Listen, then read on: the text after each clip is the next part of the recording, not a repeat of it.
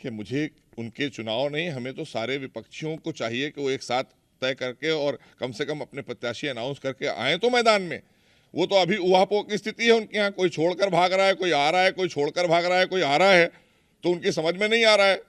तो इसलिए मुझे लगता है कि उनको अपनी सीट पहले अनाउंस करना चाहिए।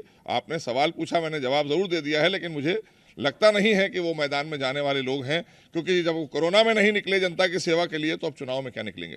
समाजवादी वर्चुअल रैली भी संबोधित करने वाली है आज से, किस तरह देख रहे हैं? अब कौन सी रैली और कैसी रैली, उन्होंने तो सारी अवहेलना कर डाली। जो आपने देखा, उनको चुनाव आयोग ने नोटिस भी किया, माननीय सर्वोच्च न्यायालय का अवहेलना की गई, समाजवादी पार्टी के द्वारा अपराधियों को टिकट दिए गए, फिर अपराधी जेल गए। तो अब इसके बाद क्या कहा जा सकता है, उनकी कौन सी रैली और कौन सी वर्चुअल और कौन सी फिजिकल। तो फिजिकली तो वो कर भी नहीं सकते, क्योंकि अब उनके पास कोई है नहीं, तो वर्चुअल ही बचे हैं। क्योंकि कोरोना में भी वर्चुअल भी नहीं थे, वो तो ट्विटर पे काम चला रहे थे, वर्चुअल भी नहीं आना पसंद कर रहे थे। तो अब थोड़ा सा ये जागरूकता उनको आज जो मिली है, वो आदरणीय मोदी जी की प्रेरणा से मिली है, क्योंकि डिजिटल इंडिया पर हम लेकर जा रहे हैं, टेक्नोलॉजी क्या होती है ये भारतीय जनता पार्टी ने उनको बताया है। तो इसलिए हो सकता है इसका प्रयास करें। देखिए, ये मन से चुनाव तो नहीं लड़ने वो जा रहे हैं, भरे मन से चुनाव लड़ने जा रहे हैं।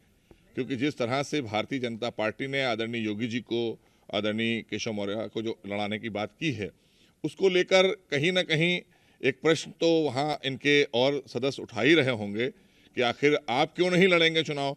तो अब भरे मन से ये एक अभी आवाज़ है, मुझे नहीं लगता कि अभी पूरी तरीके से ये बात की पुष्टि है। आपने पूछा तो मैंने बोल दिया है, मुझे लगता नहीं है, क्योंकि वो इस प्रवृत्ति के हैं नहीं, वो चुनाव लड़ना पसंद करते नहीं हैं। बैकडोर से आए थे तो बैकडोर से ही वो सत्ता पाए थे। इसलिए मैदान में जाने वाले लोग जो होते हैं, वो मैदान में हमेशा दिखाई देते हैं। भारतीय जनता पार्टी का एक एक कार्यकर्ता सेवा भाव के लिए मैदान में रहता है, और ये स्वार्थ के लिए आज और या मजबूरी के तहत चुनाव में जा रहे हैं, तो उसका परिणाम उनको पता है, अच्छी तरह से पता है। और बल्कि मुझे तो एक शेर याद आ रहा है खुमार बाराबंकी का, कि आँखों के चरागों में उजाले न रहेंगे, आँखों के चरागों में उजाले न रहेंगे, आ जाओ कि फिर देखने वाले न रहेंगे। सर, दूसरा के सीट का भी नहीं बताया कि सीट से लड़ेंगे। क्या लगता है योगी जी का या केशव जी का, जिस तरह उन्होंने सीट भी फाइनल हो गई है, तो अखिलेश यादव भी सीट की घोषणा नहीं कर देंगे? देखिए, भारतीय जनता पार्टी विश्व का सबसे बड़ा दल है, हमारा सबसे बड़ा संगठन है, 18 करोड़ कार्यकर्ता हैं हमारे, और हम सेवा भाव के लिए काम करते हैं। तो हमारे पास में उत्तर प्रदेश की किसी भी सीट से आदरणीय योगी जी को संगठन चाहता तो लड़ाता और वो जीतते, इसमें कोई बात नहीं है। और ऐसे ही आदरणीय केशव प्रसाद मौर्य जी के लिए या और हमारे नेताओं के लिए, क्योंकि हमारे कार्यकर्ता तो ज़मीन पर काम कर रहे हैं, जनहित के लिए काम कर रहे हैं, और जनता का विश्वास अटूट है भारतीय जनता पार्टी। आदरणीय मोदी जी ने जो काम किए हैं देश में, वो सबने देखे हैं। अभूतपूर्व कार्य आदरणीय योगी जी ने किए हैं उत्तर प्रदेश में। तो इसलिए भारतीय जनता पार्टी तो बिल्कुल निश्चिंत है, और हम 300+ सीटें लेकर प्रचंड बहुमत की सरकार बनाएंगे। इन्हें तय करना होगा कि चुनाव लड़ेंगे कि नहीं लड़ेंगे, और क्या होगा, भविष्य क्या होगा, इसके लिए उन्हें तय करना होगा। सर, एक है कि बीजेपी से कुछ नेता टिकट को लेकर नाराज हैं। वो रीता जोशी का कल एक बयान आया, उन्होंने कहा कि मैं अपनी सीट छोड़ दूंगा मेरे बेटे। किस तरह देख रहे हैं, क्या कुछ?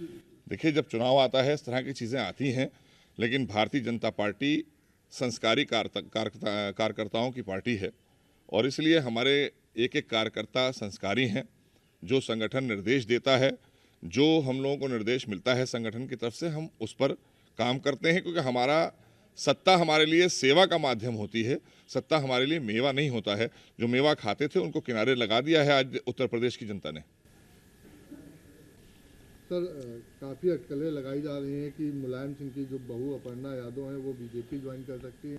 वो दिल्ली में है, और दिल्ली में ही आज बीजेपी 10 साढ़े 10 बजे के करीब ज्वाइन कर सकती है। देखिए, भारतीय जनता पार्टी की विचारधारा से प्रभावित होकर आदरणीय मोदी जी के नेतृत्व की 7 वर्षों की सरकार देश में जो गांव गरीब किसान के लिए चली, और जो आज विकास कार्य हो रहे हैं, जो देश का गौरव बढ़ रहा है, माननीय प्रधानमंत्री आदरणीय मोदी जी के नेतृत्व में, जिस तरह से उत्तर प्रदेश में आज चौमुखी विकास हुआ आदरणीय योगी जी के नेतृत्व में, तो लोगों के मन में जो लोग सेवा भाव के लिए सियासत में, राजनीति में आना चाहते हैं, वो बहुत तेज़ी से भारतीय जनता पार्टी के विचारों से प्रभावित होकर वो तेज़ी से आ रहे हैं भारतीय जनता पार्टी की तरफ। और हम स्वागत करते हैं ऐसे लोगों का, जो लोग भी सेवा भाव के लिए आ रहे हैं हमारे साथ में। हमारा दल और हमारा दिल दोनों बड़ा है, इसलिए उनका स्वागत है।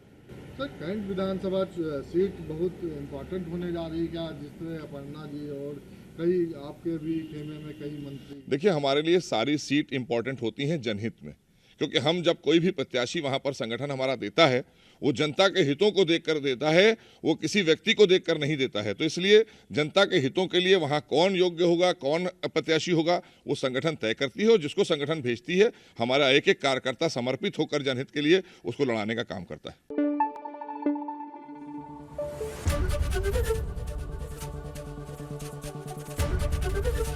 एबीपी गंगा, खबर आपकी, जुबान आपकी।